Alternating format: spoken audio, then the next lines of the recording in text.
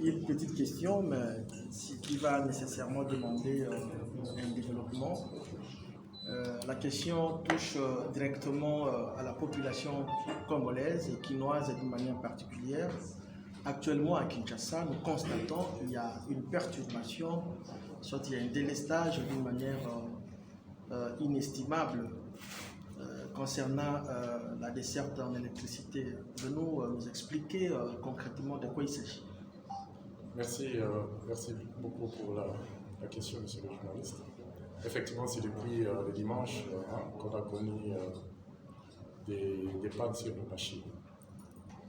Depuis ma bord, il faut nécessairement situer la population congolaise. Comme on le disait le DG, la centrale, la direction de la production ouest représente pratiquement la production de 80% de la SNEL. Avec, dans les 80%, il y a la centrale Dinga 2, qui a pratiquement 70% des 100 Dinga. Alors, la centrale Dinga 1, Dinga 2, il y a 6 machines qui étaient en service. Et après les événements de dimanche, nous sommes retombés à 3 machines sur 6. Et c'est toute une puissance de 162 quand on prend le G28, 150 le G26 et puis 100 MW du G23, à peu près 400 MW. 400 MW si on prend le ratio, la ville de Kinshasa prend à peu près 540 MW. Et quand vous prenez les 3 machines Dinga 2 qui sont parties, à peu près 400 MW, c'est pratiquement 2 tiers de la ville de Kinshasa. Vous faites l'idée, c'est ce que le DG disait. Dinga 2, c'est le poumon. En fait, la SNEL, c'est une industrie industrialisante, structurante. C'est-à-dire, elle est primaire. Au travers d'elle, elle fait tourner les brasseries, elle fait tourner même les ménages. Parce que si on fait la budgétisation des ménages sans électricité, un mois, par rapport à ce que les ménages payent à la SNEL, il faut faire, c'est différent. C'est ce que la population doit comprendre. Un courant propre que la SNEL donne, mais nous nous efforçons pour donner un bon produit, mais quand on met la population tout un mois sans électricité des SNEL, quel est le budget que les ménages font? C'est plus, je calcule, c'est plus de 3-4 fois plus. Mais elle ne s'en plaint pas, la population. En fait, il y a des pannes qui sont arrivées, et c'est ce que les DG vous dit, nous nous sommes mis à l'heure. Les pannes, il faut les diagnostiquer, les circonscrire à telle enseigne que vous puissiez prendre la cause, vous la cerner, et pour la réparation. Ainsi, hier, sur les 3 machines, nous avons remis le G26. C'est 150 MW. C'était à 13h43. On a remis. Cette nuit, nous avons arrêté le G27 parce qu'on devait plonger. Vous avez vu, on devait plonger les plongées pour la sécurité. Comme c'est un groupe qui est voisin au G28, et normalement, on doit arrêter les groupes voisins. C'est ainsi qu'on a arrêté à 22h15 hier, TU. Et on a travaillé, on a plongé les gens. Et aujourd'hui, je crois à 9h45, nous avons remis le G27. Pour le moment, nous avons 4 machines à Inga 2 qui tournent. Et il nous reste 2 machines, le G28. Là où, voilà les conséquences. C'est-à-dire que quand il y a eu arrachement des panneaux de grille en amont, c'est pratiquement, je peux dire, le passage de l'eau dans la turbine. Ces panneaux-là se sont arrachés et font entrer les grumes que vous avez vues là. Et ces grumes-là, ça nous vient de Kisangani, de Mbandaka, flottant sur les eaux et viennent échouer dans nos turbines. Et pour cela, il fallait nécessairement arrêter le G27 et puis bâtarder et entrer à l'intérieur, parce qu'il y a de l'eau à l'intérieur là. On a vidangé et c'est ainsi qu'on est en train de couper.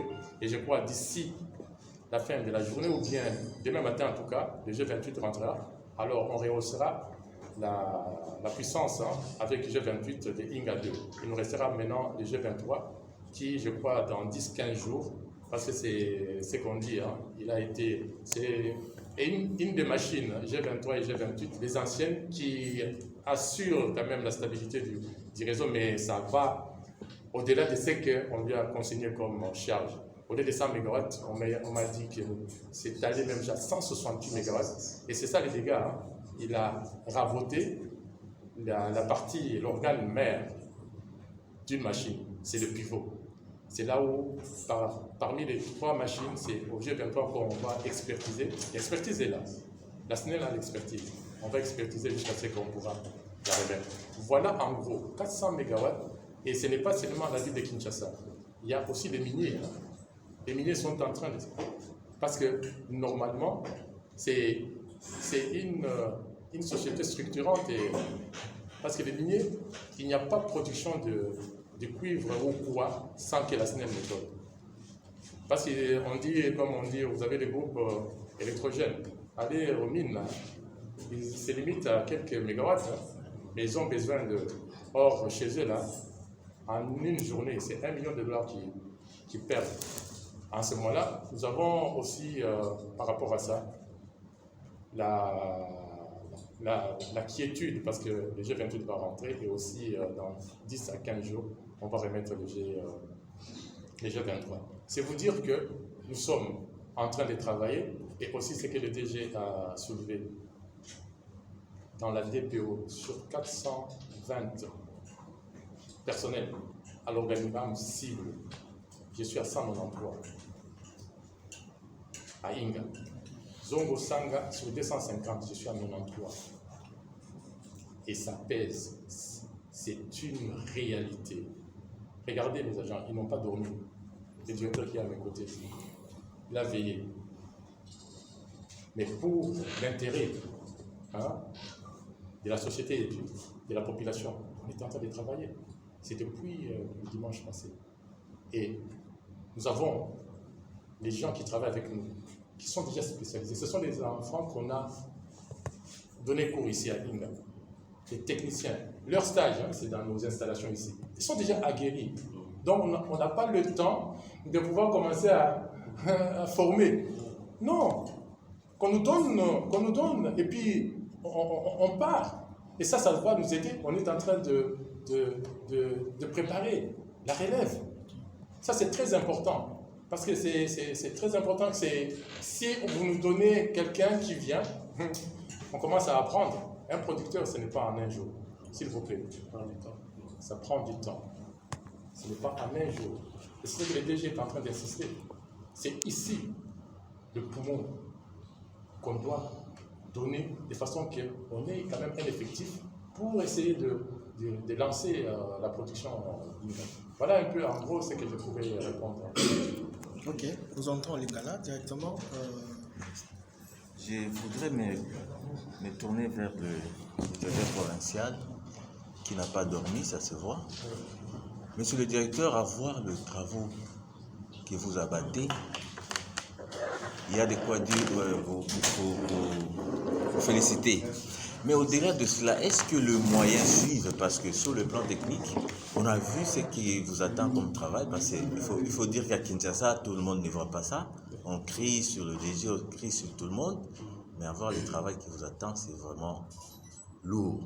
Mais est-ce qu'il y a des moyens financiers, pour être clair, qui suivent ce que vous faites ici? Parce que nous avons vu les machines à l'arrêt, nous avons vu tout ce que vous faites. Est-ce qu'il y a des moyens conséquents qui sont mis à votre disposition? Ok, merci pour votre question, elle est importante. À Inga 2, nous avons une machine, et sur 4 machines, et ces 8 machines, il y a 4 machines qui ont été réhabilitées.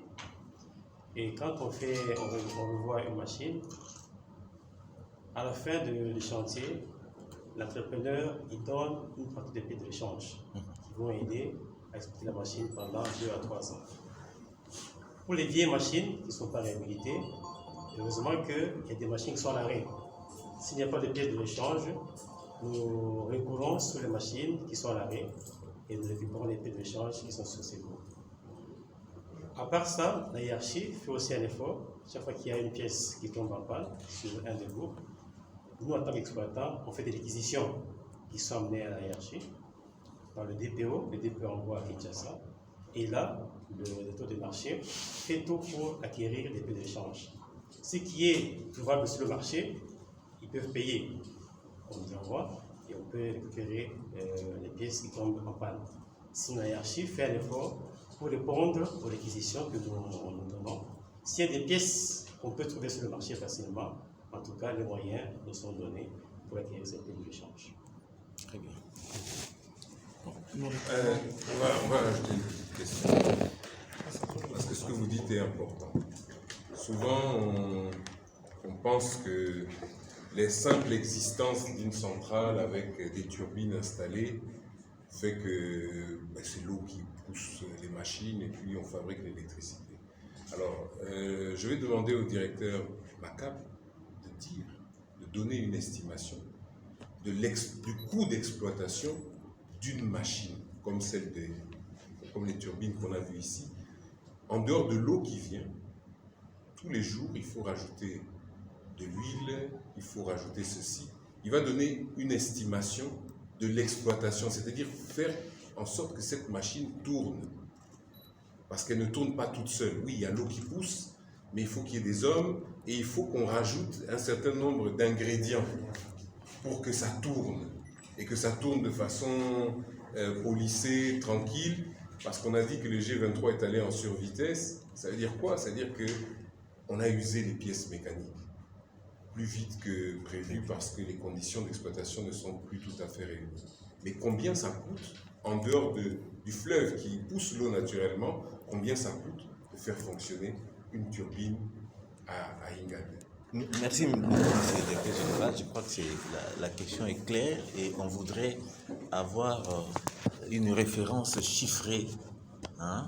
Qu'est-ce que vous avez comme besoin quand il y a un problème? Qu'est-ce qu'il y a comme argent à dépenser?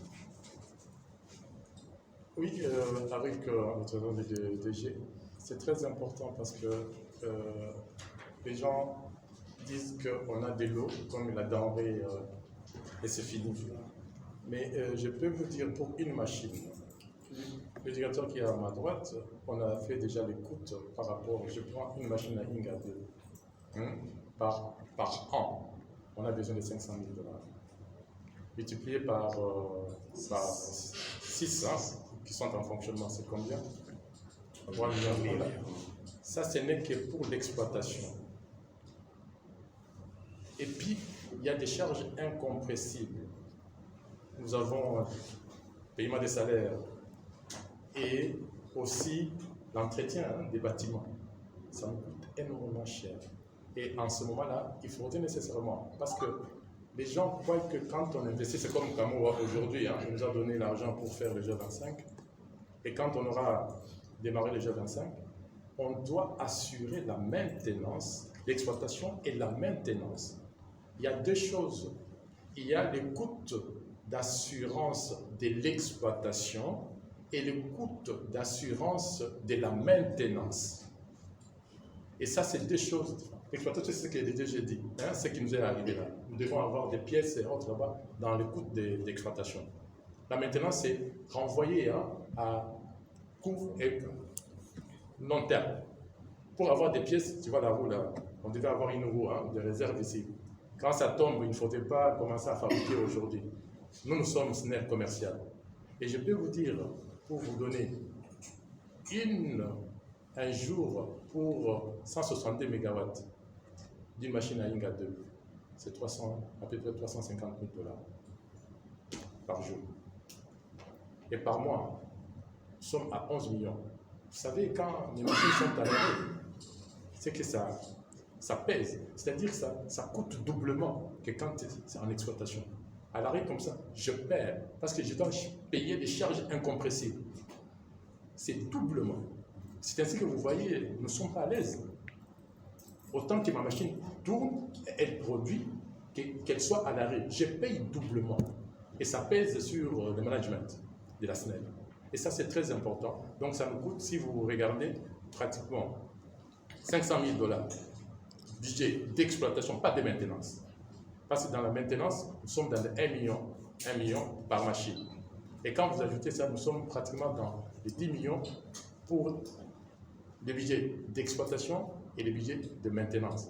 Donc, vous regarderez que nous sommes, et aussi par rapport à ça, il faut qu'on se le dise, nous sommes commerciaux, mais le gouvernement aussi doit nous laisser donner le prix réel du kilowattheure.